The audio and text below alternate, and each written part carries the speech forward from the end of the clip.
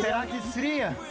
Pois é, não sei. Será que esfria? Porque começou o inverno. Começou há poucas horinhas, há 1 hora atrás, mais ou menos, né? 1 hora e meia, né?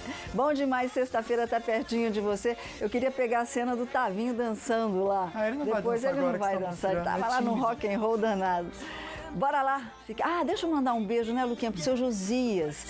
Ontem eu fui até o Vale Sul Shopping, é um dos funcionários da limpeza. Beijo no seu coração, muito obrigado pelo seu carinho.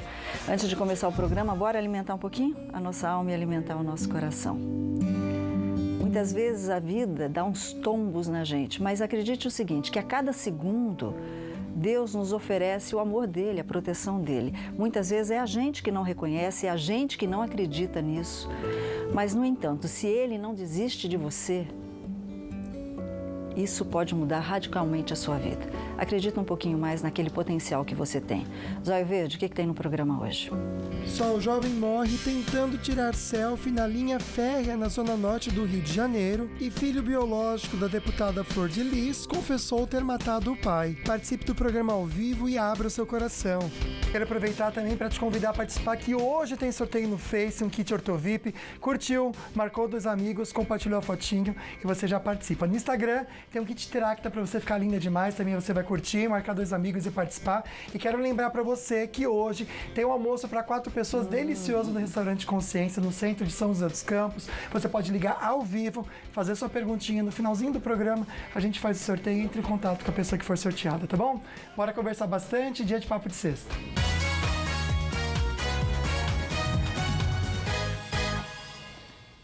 Quem já não viu aquela cena da família inteira numa mesa e todos assim? Às vezes só o pai e a mãe conversando e os filhos assim, Luquinha. Pois é, né? O filho não sai das redes sociais, não deixa o celular descansar por um pouquinho só. Nada. Sabia que tem um estudo que foi realizado com 507 crianças e adolescentes no Brasil e essa pesquisa revelou que 97% dos jovens são ativos nas redes sociais. Isso é bom? Isso é ruim. Até que ponto entrar numa rede social é saudável? Ele saiu de São Paulo, um querido, está aqui para nos orientar. Ele que é escritor e consultor de carreiras, ele vai dar um número para vocês que vocês vão ficar assim, ó, espantados como eu fiquei. Sidney Oliveira, chega aqui, fica Vamos com a conversar. gente. Obrigada, Sidney. E o que mais tem aqui é pai desesperado, viu, Sidney? Eu tô Obrigado, viu, querido? Beijo para a linda esposa do Sidney que está aqui. O Sidney esteve em Campos do Jordão recentemente, fazendo uma palestra, da qual eu participei, Luquinha.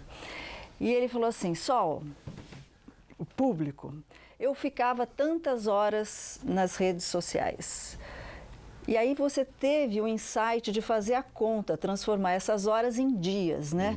Como é que foi essa experiência? Conta pra gente, Sidney. Na verdade, não fui só eu, mas eu olhei muitas pessoas que estão no meu entorno. Pessoas que eu comecei a pesquisar, já deu mais de 500 pessoas. E a gente tem um número já meio mágico, que as próprias redes sociais anunciam. A gente gasta, em média, 3 horas por dia em redes sociais. E não é gastar assim, fica só ali.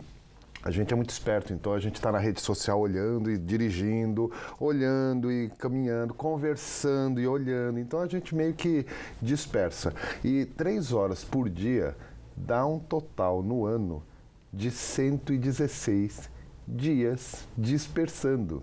Eu fiquei apavorado quando eu olhei esse número. Eu falei, gente, não é possível. 100 dias, 116 dias de dispersão, isso é um número assustador. E isso para nós, que trabalhamos, fazendo várias outras atividades. Imagina um jovem que fica intensivamente nas redes sociais. Ou seja, não tem como produzir, não tem como crescer. Diretamente a gente sabe que pode ser que ajude de alguma forma, através de relacionamentos e tudo, mas, né, Luquinha? Vamos aprender a lidar com essas redes sociais. A gente quer ensinar o filho, mas a gente tem que aprender primeiro também. Então o programa é para os dois, é para o pai e para o filho também, mas a gente vai direto agora para o centro de São José dos Campos, com a linda Nath Oliveira, que hoje está fazendo aniversário. Parabéns, Nath. Deus te abençoe muito, minha amiga, é uma pessoa de luz, que eu tenho muita alegria de conhecer você e ter você na minha vida, viu? Então, aniversariante do dia, quem tá aí com você?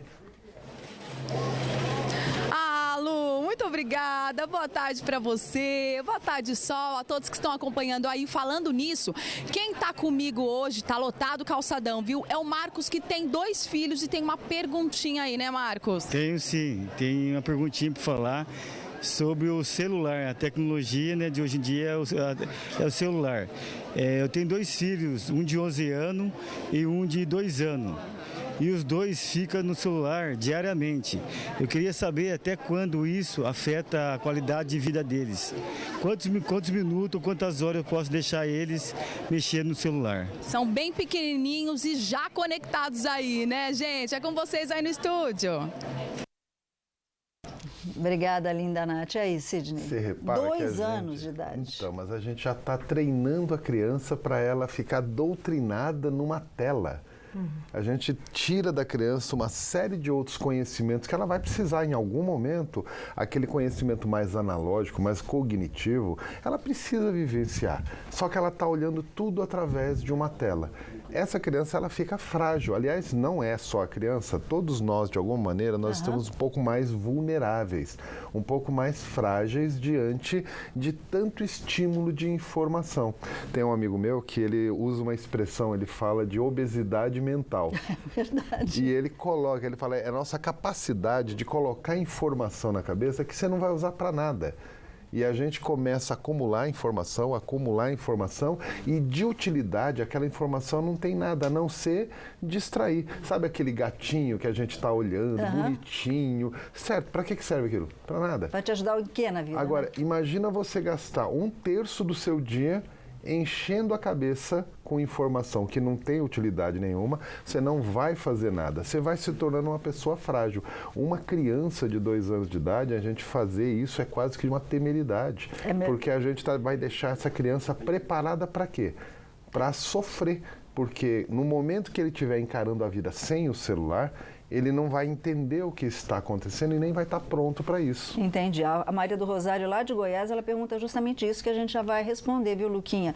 Se essa geração está ficando dependente demais das redes sociais, viu, Luquinha? E olha a Thaís de Taubaté, o que ela comentou aqui comigo, Sol. Gente, eu tenho um vício enlouquecedor no Facebook, WhatsApp, Netflix. Esqueço da vida e só acordo quando escuto minha mãe gritando. Então aqui, ó, a mãe tá gritando com ela para ver se sai. Mas dá um beijo especial pra Adri e a Raquelzinha. A Adri faz aniversário hoje e ela também é muito querida, tá aqui com a gente. Que bom, viu? A gente para um pouquinho o assunto aqui e já volta para conversar com você. Mas bora ficar bem informado com as notícias da redação.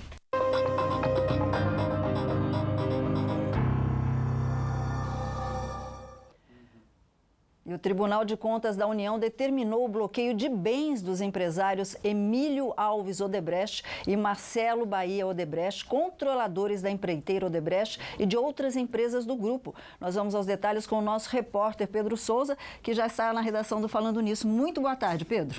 Boa tarde, Sol, Lucas e amigos do Falando Nisso. Segundo ministros, os empresários esvaziaram o patrimônio da empresa para escapar de pagamentos. A Odebrecht afirmou que recebeu com surpresa a decisão do TCU.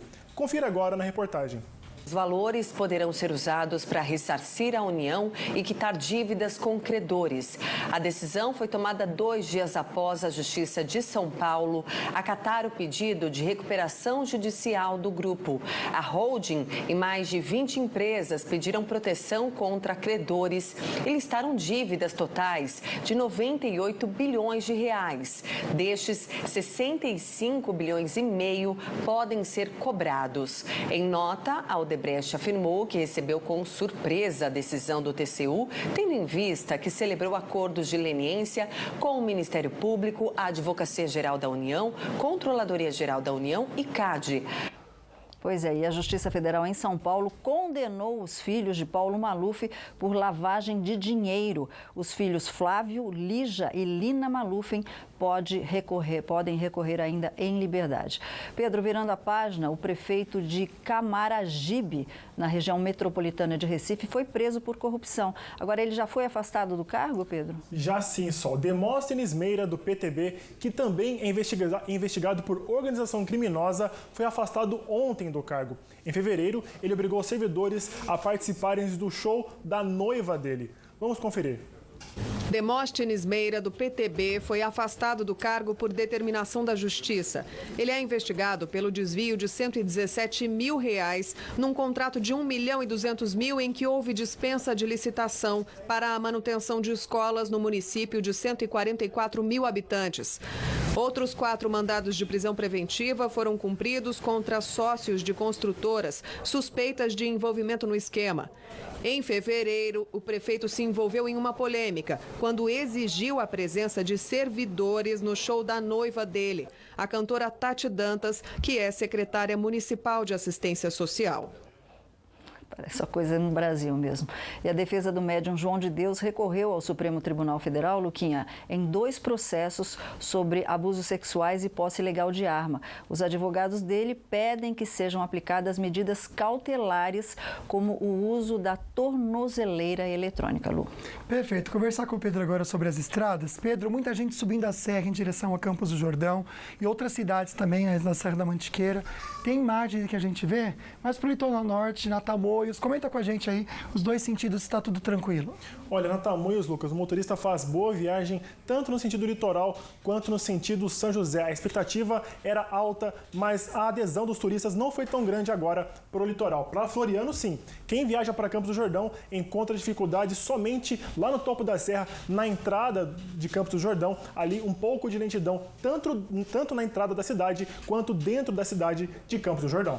Perfeito. O outono se despediu, como a gente comentou. São Paulo teve o 2º outono mais quente desde 1961. Mas agora bora ver o tempo para hoje à tarde em Monteiro Lobato. Máxima de 16 graus, sol entre poucas nuvens, tempo estável por lá. O mesmo em São José dos Campos e Lorena, com as máximas de 22 graus. São Luís do Paraitinga, máxima de 21 graus. No litoral, pequena possibilidade de chuva isolada em alguns pontos, máximas de 24 em Ubatuba e também em São Sebastião. Final de semana em Campos do Jordão, friozinho, máxima de 16 graus hoje. A temperatura sobe pouco, tanto que segunda e terça bate 18 graus com sol e tempo estável. E filho de deputada confessa ter matado o pai com 6 tiros. A gente já comenta com você e hoje aqui no programa também tem dicas muito especiais para o seu amigo bicho. O cachorro tem problema com as lágrimas? Daqui a pouco a gente vai falar um pouco sobre isso no Meu Amigo Bicho. It's a little bit funny.